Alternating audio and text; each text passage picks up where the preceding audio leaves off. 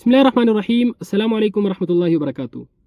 आज हम बात करेंगे ख्वाब में कुत्ते को देखने, उसको मारने और उससे डरने के हवाले से। इसकी मुख्तलिफ सूरतें हैं और हर एक सूरत की अलग अलग ताबीर है। ख्वाब में कुत्ता देखना कमीने और मेहरबान दुश्मन की अलामत है। अगर एक शख्स देखता है कि ख्वाब में कुत्ते ने उस पर हमला किया, इसका मतलब ये है, इसकी ताबीर ये है कि ख्वाब देखने वाला शख्स शैतान के जाल में फंसेगा।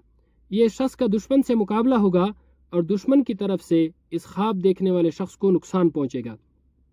अगर एक शख्स ख्वाब में देखता है कि कुत्ता मरा है, यानी मरा हुआ कुत्ता इसने ख्वाब में देखा है या इसके सामने कुत्ता मरा है, इसकी ताबीर ये है कि ख्वाब देखने वाला शख्स दुश्मन पर फतहयाब होगा और दुश्मन के मुकाबले में इसको कामयाबी मिलेगी और इसका दुश्मन कमज़ोर होगा और इसका दुश्मन शिकस्त खाएगा।